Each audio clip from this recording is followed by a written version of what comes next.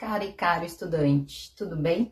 Nesta aula nós trataremos das funções da avaliação e nós veremos também alguns dos instrumentos mais usuais de verificação do rendimento escolar. Vamos lá então? Vou começar falando então sobre as funções da avaliação, né?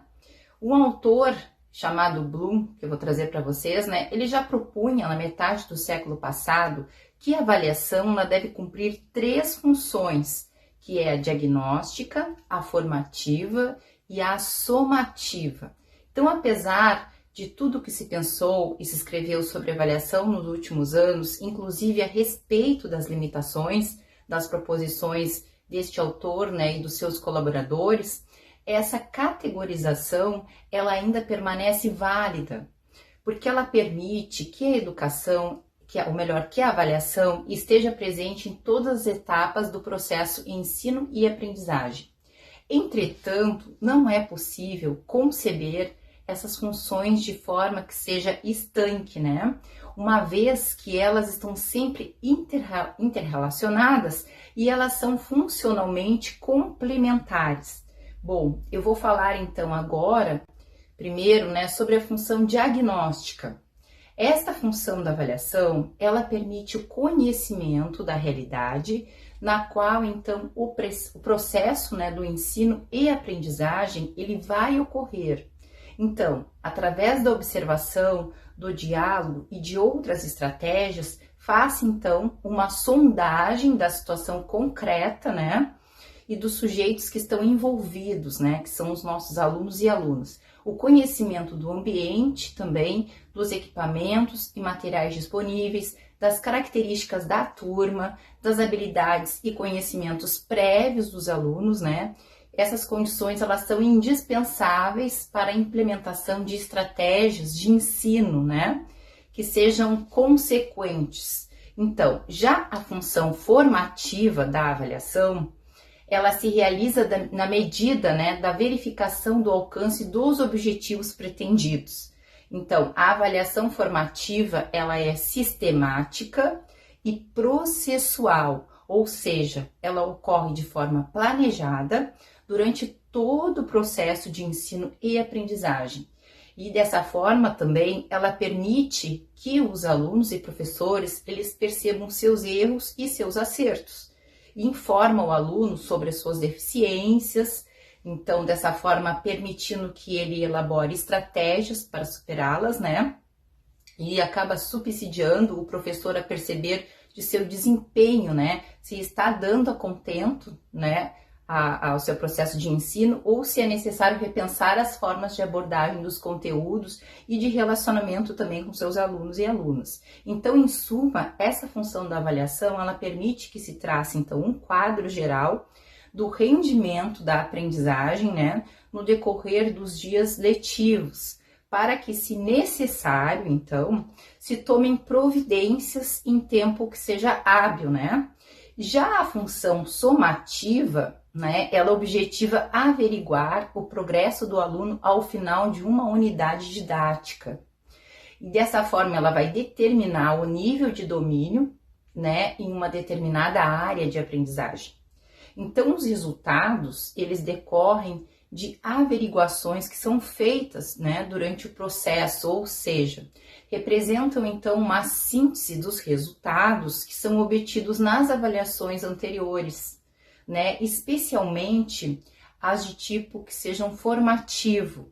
Corresponde então a uma espécie de balanço final e a análise ela é transformada num parecer descritivo, um conceito ou mesmo uma nota.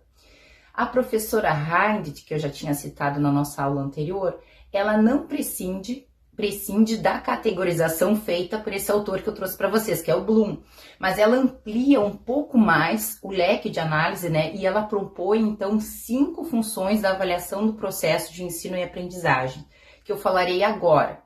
A primeira função, então, é conhecer os alunos, né? Porque no início de cada período letivo, ou antes de iniciar uma nova unidade de ensino, né?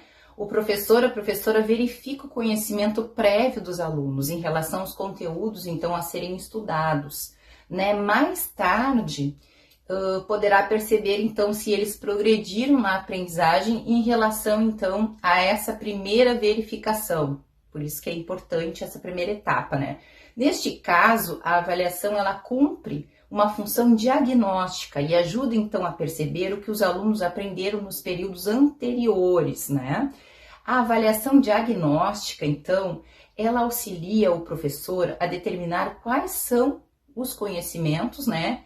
E as habilidades que devem ser retomados, então, antes de introduzir os novos conteúdos que estão previstos, né, no nosso planejamento. Outra função também, né, é identificar as dificuldades de aprendizagem. Por quê? Porque a avaliação ela também contribui para diagnosticar as dificuldades que os alunos encontram, né, no processo de assimilação e construção dos conhecimentos. Dessa forma, então, identificando e caracterizando as possíveis causas, né? E essas dificuldades, elas podem ser de naturezas as mais diversas, né? Por exemplo, algumas podem ser de natureza cognitiva, né? E neste caso, o professor deve rever, então, a sua metodologia, a fim de superar, então, um problema, né? Entretanto, o aluno, ele pode ter dificuldades em virtude por exemplo, de problemas emocionais, né, ou problemas afetivos, que são decorrentes, então, de conflitos, por exemplo, familiares, né, ou no seu grupo de amigos. Então, nem sempre o professor, ele terá sucesso, né, em resolver este problema, embora ele deva fazer tudo que estiver ao seu alcance, né, só que às vezes é necessário, então, conversar, por exemplo, né, com alguém da família, com os pais, né? Com alguém responsável por essa questão na escola, né? Para encaminhar o aluno, então, a algum serviço especializado.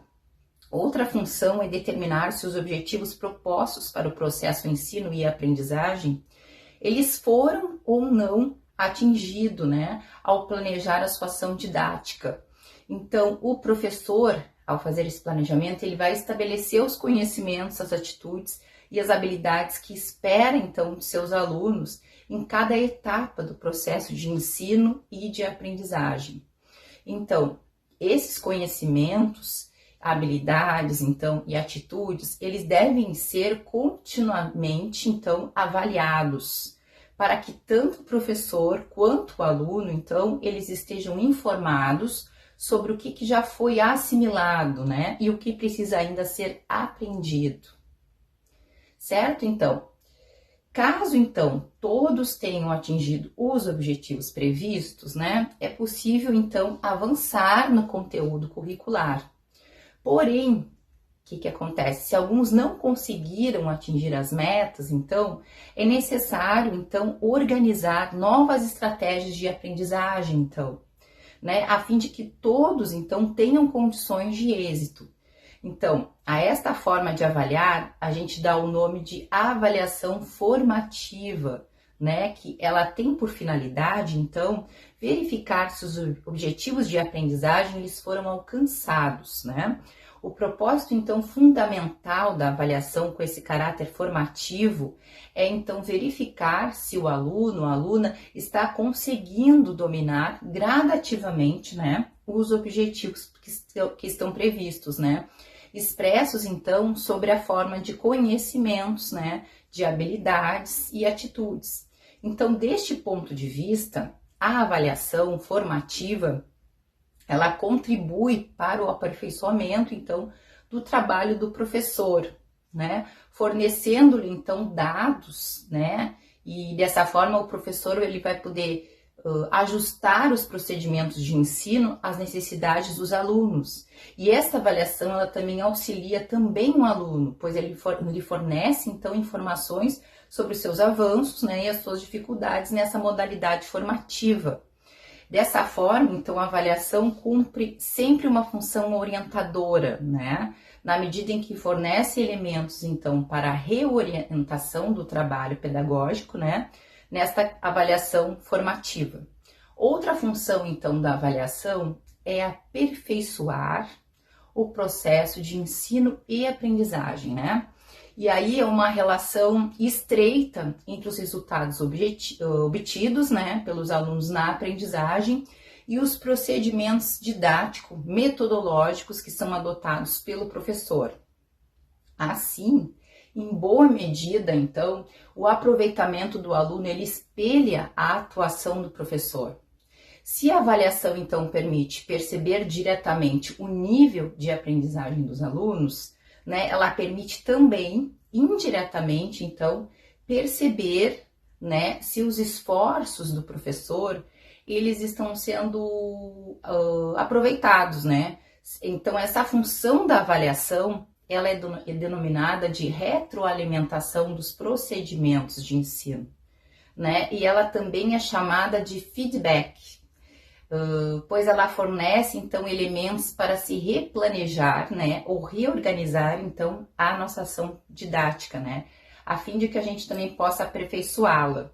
Outra função da avaliação, então, é promover os alunos. Nos sistemas de ensino, os seriados, né, a promoção de um aluno de uma série para outra, né, ou de um grau para outro, ela é feita com base, então, num aproveitamento que é alcançado.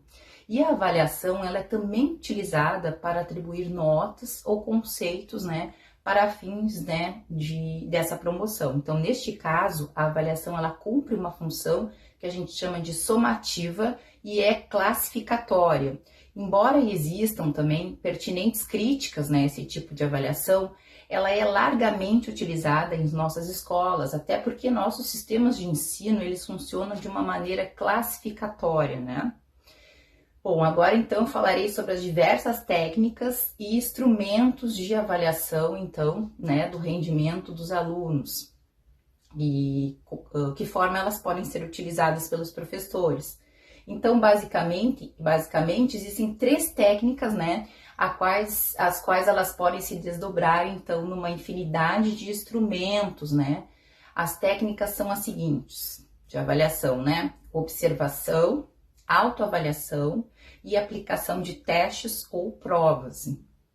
A respeito, então, da técnica de observação, essa é provavelmente, então, a técnica de avaliação mais utilizada, né, nas nossas escolas, porque ela ocorre quando o professor, ele observa os alunos, né, realizando, então, exercícios em sala de aula, participando de trabalhos em grupo, né, realizando atividades de pesquisa, né, participando, então, da aula, formulando questões, entre outras coisas, né. Uma das vantagens, então, da técnica de observação, ela está relacionada ao ambiente de espontaneidade, né, na qual ela acaba ocorrendo, pois, tecnicamente, ela não transparece, então, ser um momento de avaliação. E os alunos, eles agem sem as costumeiras pressões típicas, né, das situações de prova, que é outra situação. A observação é uma técnica, né, muito valiosa, eu considero muito valiosa, mas é necessário que o observador ele tome alguns cuidados para evitar, né, conclusões precipitadas, ou que sejam preconceituosas, ou generalizações que sejam apressadas, né, quanto aos alunos. Assim, então, como nenhum caminho serve para quem não sabe aonde ir, ninguém consegue, então, observar se não sabe o que quer ver. Então, por isso, é necessário nós termos clareza do que queremos observar. Quando e como observaremos? Geralmente, né, o que queremos observar é algo relacionado a ocorrências do cotidiano, né, de nossas aulas, né? Ou seja, a participação dos alunos, então, nas atividades de ensino, né? A evolução no processo de escrita, né, dos nossos alunos ou de interpretação, dificuldades expressas, então, e compartilhadas também com um grupo, né? Relações interpessoais, habilidade na resolução de situações, problemas, né? E um sem número de outras situações, né? Mas é necessário, então, nesse processo de observação, delimitarmos, então, em cada situação observada, o que de fato nós queremos ver. Naquele momento, então, sob a pena de construirmos uma colcha de retalhos, né, como se diz, né, que muito mais acaba nos confundindo do que permitiria a visualização de um determinado quadro que nós queremos analisar. Até aí tudo bem, mas quando devemos observar, né? Essa é a pergunta que eu faço para vocês. Normalmente, essa forma de avaliação, ela se dá durante uma aula, durante ou ao final da execução de uma atividade, durante um final de uma unidade didática, né? São esses momentos, eles também podem ser muito variáveis, mas o que não se pode perder de vista é que aquilo a ser visto, né, com as metas, deve ter consonância com as metas e objetivos previstos para aquele momento didático, tá? Como nós devemos observar? Normalmente, cada professor, cada professora possui um grande número de turmas, né? E muitas vezes, turmas com um grande número de alunos, né? Essa é a nossa realidade das nossas escolas. Então, sendo assim, não há uma estratégia de observação que dê conta da totalidade das turmas ou de todos os alunos das turmas, então, de uma única vez. Por isso, nós devemos escalonar, então, nossas observações. Essa é a sugestão que eu dou para vocês, né? Turma a turma e grupo a grupo dentro de uma mesma turma. Não é necessário que nós façamos anotações muito complexas, tá? Pois isso seria até burocrático, né? Quanto mais simples e objetivas, então, forem as anotações, mais fácil será, então, nós fazê-las, né? E menos complicada será a nossa interpretação daquilo que nós anotamos. Sobre a técnica agora de autoavaliação. Bom, como o próprio nome já diz, na autoavaliação, o aluno, a aluna expressa sua apreciação em relação, então, ao processo pedagógico e o seu resultado. Essa prática, ela cria um ambiente mais participativo, democrático, né? E ajuda ainda a responsabilizar mais, né, o educando por sua aprendizagem. Pois, de certa forma, ela conscientiza, né, os seus avanços, os seus limites e necessidades. Na autoavaliação, o aluno ele deixa de ser apenas um cumpridor de tarefas, né? E ele torna-se, então, um sujeito do seu processo avaliativo, né? Mas para que isso ocorra, é necessário, então, que os educandos, eles tenham clareza das metas que devem ser atingidas, né? Individual e também de forma coletiva, em cada etapa, então, do processo de ensino e aprendizagem, né? Pois, como eu já disse anteriormente, né, é impossível qualquer processo avaliativo consequente para quem não sabe, né, quais são os objetivos previstos, né, para cada situação de aprendizagem. Então, para que a autoavaliação ela dê resultados, é necessário então que os alunos eles saibam fazê-lo, né? Por isso é importante que a pratiquem frequentemente, né? Sob a orientação dos professores. Além disso, para que não haja, né, muita dispersão, o professor, a professora, eles podem devem oferecer aos alunos um roteiro de questões, né, sobre as quais deverão se autoavaliar, que podem incluir, então, desde o seu aproveitamento nos estudos, né, por exemplo, até questões de cunho mais pessoal ou de relacionamento, né, com os colegas e com o professor também. Outra técnica, né, que eu trago para vocês de avaliação é a elaboração de portfólios. O termo portfólio, ele é originário do vocábulo italiano chamado portafoglio, e ele significa recipiente para guardar folhas soltas. Primeiramente, a expressão foi utilizada nas artes plásticas, né, e ela constituía uma seleção de trabalhos, né, por exemplo, de um determinado artista. O portfólio, ele foi logo então incorporado à educação de forma geral, né? E mais recentemente, ele passou então a ser uma poderosa ferramenta, né, de avaliação. Porque o portfólio, ele constitui-se então em um conjunto de trabalhos, né, que são produzidos pelos alunos durante um determinado período de tempo, né? E logicamente, eles estão organizados, né, numa sequência de aprendizagem. Então, ele consiste numa compilação sistemática de atividades significativas que foram realizadas pelos alunos, então, numa determinada área de conhecimento, né, e um intervalo de tempo razoavelmente, né, extenso, né, para que possa elaborar esse processo de aprendizagem, né, E esse período de tempo, ele pode ser da duração de uma disciplina, por exemplo, de um semestre ou um ano letivo, ou até de diversos anos letivos, né, subsequentes para o professor, tá bem? O portfólio, posso falar assim para vocês, ele é um continente de diferentes classes, então, de documentos, por exemplo, notas pessoais, né, experiências de aula, trabalhos pontuais, controle de aprendizagem, conexões com outros temas fora da escola, né, representações visuais, um compilado de vários documentos, de várias aprendizagens, né, que proporciona evidências do conhecimento que foi construído, das estratégias utilizadas e da disposição de quem o elabora, né, em continuar aprendendo. Eu acho um instrumento muito interessante. Agora, então, vou falar sobre a conhecida técnica de aplicação de provas, né? Muito já se falou sobre os testes, né, e provas, né? A gente já tem falado sobre isso nas nossas aulas. Algumas correntes pedagógicas, ela tem condenado esse instrumento de avaliação, mas ainda não foram encontradas, né, estratégias de avaliação eficazes que pudessem, né, suprimir, então, por completo as provas, né? Por isso, não que ela não seja suprimida, né? Pode ser. Por isso, então, ao invés de abolirmos as provas, né, talvez devêssemos, então, ressignificá-las, né, fazendo delas, então, um simples instrumento de medida, mas também uma estratégia de aprendizagem, né? Uma das maneiras, então, de fazermos com que isso ocorra é tomando cuidado na elaboração e na aplicação, então, das provas, né?